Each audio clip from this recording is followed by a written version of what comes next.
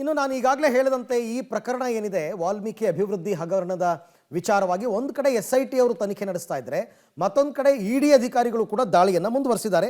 ಅವರು ಕೂಡ ತನಿಖೆಯನ್ನು ಮುಂದುವರಿಸಿದ್ದಾರೆ. ಬಹುಕೋಟಿ ಹಗರಣ ಸಂಬಂಧ SIT ಆರೋಪಿಗಳಿಂದ ಕೋಟಿ ಕೋಟಿ ಹಣ ಸೀಸ್ ಮಾಡೋದರ ಜೊತೆಗೆ ಐಷಾರಾಮಿ ಕಾರುಗಳನ್ನು ಕೂಡ ಜಪ್ತಿ ಮಾಡಲಾಗಿದೆ ಅಂತ ಹೇಳಲಾಗ್ತದೆ. ರಿಕವರಿ ಮಾಡಬೇಕಲ್ಲ ಈಗ ಎಲ್ಲವನ್ನ.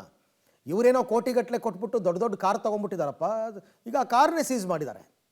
ಯಾರ್ಯಾರಿಂದ ಕಾರ್ಗಳು ಸೀಸ್ ಆಗಿದೆ, ಎಷ್ಟು ಕೋಟಿ ಅದರ ಮೌಲ್ಯ ಏನು, ಯಾವೆಲ್ಲ ಕಾರ್ಗಳನ್ನ ಸೀಸ್ ಮಾಡಲಾಗಿದೆ, ಇದೆಲ್ಲದಕ್ಕೆ ಸಂಬಂಧಪಟ್ಟಂತೆ ಈಗ ಒಂದಷ್ಟು ಮಾಹಿತಿಗಳು ಲಭ್ಯವಾಗ್ತಾ ಇದೆ.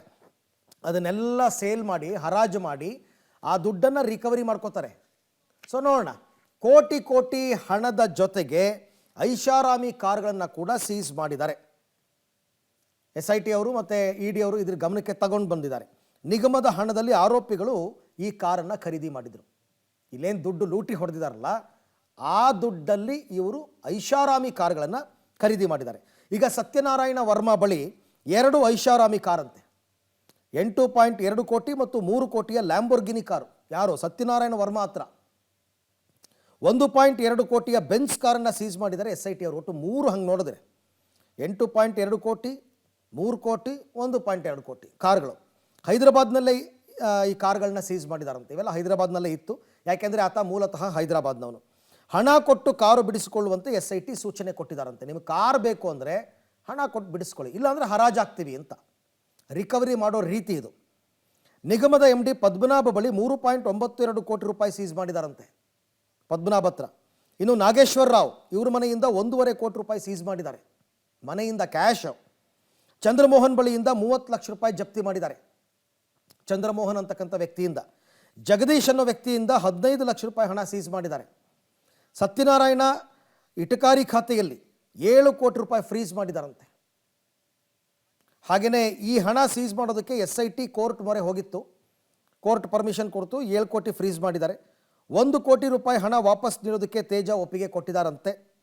ಕಮಿಷನ್ ರೂಪದಲ್ಲಿ 1 ಕೋಟಿ ರೂಪಾಯಿ ಹಣವನ್ನು ಪಡೆದಿದ್ದ ಈ ತೇಜ, ಯಾಕೆಂದರೆ ಇವನ ಅಕೌಂಟಿಗೆ ದುಡ್ಡು ಬಂದ ಮೇಲೆ ಇವನು ಅವನಿಗೆ ಡ್ರಾ ಮಾಡಿಕೊಟ್ಟಿರೋದಲ್ಲ, ಇವನು ಕಮಿಷನ್ ರೂಪದಲ್ಲಿ 1 ಕೋಟಿ ಪಡೆದಿದ್ದ. ಬೇರೆ ಖಾತೆಗೆ ಹೋಗಿದ್ದ 2 ಕೋಟಿ ನಿಗಮದ ಖಾತೆಗೆ ಈಗಾಗಲೇ ವಾಪಸ್ ಬಂದಿದೆ. ಇನ್ನೂ ಹೆಚ್ಚು ಕಡಿಮೆ 15ರಿಂದ 20 ಕೋಟಿ ಹಣ ರಿಕವರಿ ಆಗೋ ನಿರೀಕ್ಷೆಯಲ್ಲಿ SIT ಇದೆ. ಒಟ್ಟಾರೆ ನಿನ್ನೆ ಸದನದಲ್ಲಿ ಮುಖ್ಯಮಂತ್ರಿಗಳು ಹೇಳಿರೋ ಪ್ರಕಾರನೇ ತಗೊಳ್ಳೋದಾದರೂ ಕೂಡ 86.40 ಕೋಟಿ ಅವ್ಯವಹಾರ ನಡೆದಿರ್ತಕ್ಕಂಥದ್ದು. ಈಗ ಅಷ್ಟು ದುಡ್ಡನ್ನು ರಿಕವರಿ ಮಾಡ್ಕೋತಾರೆ, ಹೆಚ್ಚು ಕಡಿಮೆ ಮಾಡಲೇಬೇಕು. ಯಾರ್ದೋ ದುಡ್ಡಲ್ಲ, ಅದು ನಮ್ಮ ದುಡ್ಡು, ನಮ್ಮ ತೆರಿಗೆ ಹಣ. ದಲಿತರ ಅಭಿವೃದ್ಧಿಗೆ ಅಂತ ನಿಗಮದಲ್ಲಿ ಮೀಸಲಿಟ್ಟಿದ್ದ ಹಣ, ಅದು ಬರಲೇಬೇಕು ವಾಪಸ್. ಸೊ ದಿನ ಕಳೆದಂತೆ ಈ ವಾಲ್ಮೀಕಿ ನಿಗಮದ ಹಗರಣದ ಇನ್ನಷ್ಟು ಸ್ಫೋಟಕ ಸತ್ಯಗಳು ದಿನದಿಂದ ದಿನಕ್ಕೆ ಹೊರಗೆ ಬರ್ತಾನೆ ಇದೆ. ಮಾಜಿ ಸಚಿವ ನಾಗೇಂದ್ರ ಬಳ್ಳಾರಿ ಎಲೆಕ್ಷನ್ ಜೊತೆಗೆ ತೆಲಂಗಾಣ ಎಲೆಕ್ಷನ್ಗೂ ಕೂಡ ಹಣ ವರ್ಗಾವಣೆ ಮಾಡಿದ್ರು ಅಂತಕ್ಕಂಥದ್ದು ಕೂಡ ಬೆಳಕಿಗೆ ಬಂದಿದೆ. ಕೆಲವು ಆಯ್ದ ಕ್ಷೇತ್ರಕ್ಕೆ ಧಾರಾಳವಾಗಿ ದುಡ್ಡು ಹಂಚಿದ್ರಂತೆ. ಯಾರಪ್ಪನ ಮನೆ ದುಡ್ಡು ಹಂಚ್ತಾರೆ.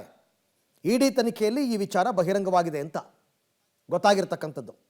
ಒಂದು ಕಡೆ ಬಳ್ಳಾರಿ ಚುನಾವಣೆ, ತೆಲಂಗಾಣ ಚುನಾವಣೆ, ಲೂಟಿ ಹೊಡೆದ ಹಣವನ್ನು ನಾಗೇಂದ್ರ ಎಲ್ಲ ಕಡೆ ಹಂಚಿಕೆ ಮಾಡಿದ್ದಾರೆ. ನನಗೇನೂ ಗೊತ್ತಿಲ್ಲ, ನಾನು ಇದರಲ್ಲಿ ಭಾಗಿಯಲ್ಲ ಅಂತ ಹೇಳ್ತಾರೆ. ಸಾಲದಕ್ಕೆ DCM ಕೂಡ ಸೆಷನ್ಲಿ ಇವ್ರ ಪರ ಮಾತಾಡ್ತಾರೆ. ನೆನ್ನೆ ನಾಗೇಂದ್ರ ಹಗರಣದ ಮಾಸ್ಟರ್ ಮೈಂಡ್ ಅಂತ ED ಈಗಾಗಲೇ ರಿಮಾಂಡ್ ಕಾಪಿಯಲ್ಲಿ ಹೇಳಿಬಿಟ್ಟಿದ್ದಾರೆ. ನಾಗೇಂದ್ರನೇ ಹಗರಣದ ರೂವಾರಿ ಅಂತ. 20.19 ಕೋಟಿ ಹಣವನ್ನು ಬಳ್ಳಾರಿ ಚುನಾವಣೆಗೆ ಬಳಕೆ ಮಾಡಿದ್ದಾರೆ. ತುಕಾರಾಮ್ ನಿಂತಿದ್ರಲ್ಲಪ್ಪ, ಗೆದ್ರಲ್ಲ, ಅಲ್ಲಿ ಖರ್ಚು ಮಾಡಿರೋ ದುಡ್ಡು. ನಿಗಮದ ಹಣವನ್ನು ತೆಲಂಗಾಣ ಚುನಾವಣೆಗೂ ಕೂಡ ಬಳಕೆ ಮಾಡಿರೋದು ಗೊತ್ತಾಗಿದೆ. ತನಗಿಷ್ಟದ ಆಯ್ಕೆಯಾದ ಕ್ಷೇತ್ರಗಳಿಗೆ ಲೂಟಿ ಹಣವನ್ನು ಹಂಚಿಕೆ ಮಾಡಿದ್ದಾರೆ. ಅಂದರೆ ಇವ್ರ ಕಡೆಯಿಂದ ಯಾರ್ಯಾರು ನಿಂತಿದ್ರು ಅವರಿಗೆಲ್ಲ ದುಡ್ಡು ಕೊಟ್ಟಿರೋದು. ED ಅಧಿಕಾರಿಗಳ ತನಿಖೆಯಿಂದ ಈ ವಿಚಾರ ಬಯಲಾಗಿದೆ.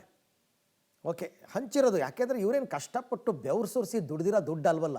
ನಾಚಿಕೆ, ಮಾನ, ಮರ್ಯಾದೆ ಅಂತ ಏನಾದರೂ ಇದ್ದಿದ್ರೆ ಇವರಿಗೆ, ನಿಯತ್ತು ಅನ್ನೋದು ಇದ್ದಿದ್ದರೆ ಈ ಕೆಲಸ ಮಾಡ್ತಿರಲಿಲ್ಲ. ಯಾರ್ದೋ ದುಡ್ಡು ಎಲ್ಲಮ್ಮನ ಜಾತ್ರೆ ಅಂತಾರಲ್ಲ, ಹಂಗೆ ಮಾಡಿದ್ದಾರೆ ಅಷ್ಟೇ.